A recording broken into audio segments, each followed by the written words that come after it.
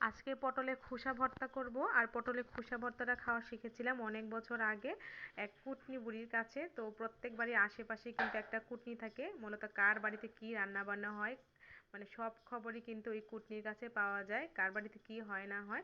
তো আমাদের বাড়ির পাশে একটা বিহারি মহিলা ছিল, সেই বিহারি মহিলা এই পটলের খোসা ভর্তা করছিল। তো বিহারি বলতে পাকিস্তানি মহিলাদের আমরা বিহারি বলি। তো তারা হচ্ছে এই পটলের খোসাটা আমাদের এখানকে প্রথম হচ্ছে ভর্তা মানে করেছিল।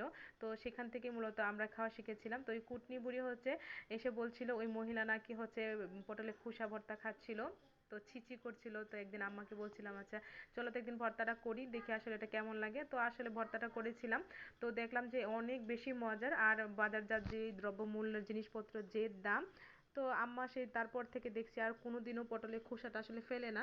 তো তারপর থেকে আমি নিজেও হচ্ছে পটলের খোসাটা কখনো ফেলি না, ভর্তাটা এত মজা লাগে। তো সেই থেকে যে খাওয়া শিখেছিলাম, তারপরে সবসময় পটলের খোসা ভর্তাটা খাওয়ার চেষ্টা করি। তো আজকেও ভাবলাম পটলের খোসা ভর্তাটা আপনাদের সাথে শেয়ার করি। তো এই আন্টির কাছ থেকে আসলে পটলের খোসা ভর্তাটা খাওয়া শিখেছিলাম। তো যাই হোক, বেশ কয়েকটি পটল আমি হচ্ছে ছিলে তারপরে এই যে পটলগুলো বড়া বানিয়েছিলাম। আর খোসাগুলো অল্প একটু পানি দিয়ে খুব ভালো করে সেদ্ধ করে নিয়েছিলাম, সাথে কাঁচামরিচ দিয়ে। তো কাঁচামরিচটা অনেকগুলো দিয়ে নিয়েছি। তো ভর্তাটা আমার কাছে কাঁচামরিচ দিয়ে অনেক বেশি ভালো লাগে। তো আপনারা চাইলে কিন্তু শুকনা মরিচ দিয়েও ভর্তাটা করে নিতে পারেন।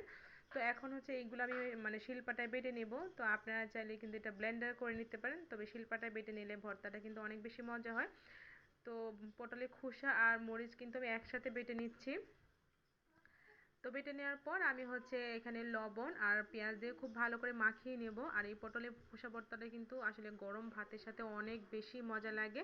তো পটলের খোসাটা কিন্তু বাটা হয়ে গেছে, একদম মিহি করে আমি বেটে নিয়েছি।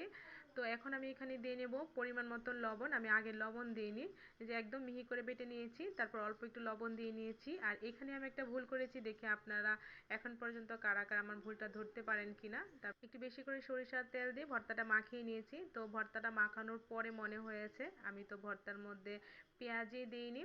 তো এখানে হচ্ছে একটু বেশি করে পেঁয়াজ কুচি করে নিয়েছিলাম, তো পেঁয়াজ কুচি এখন দিয়ে নিলাম। যে কাজটা আমার আগে করা উচিত ছিল সেটা একদমই করতে ভুলে গেছি।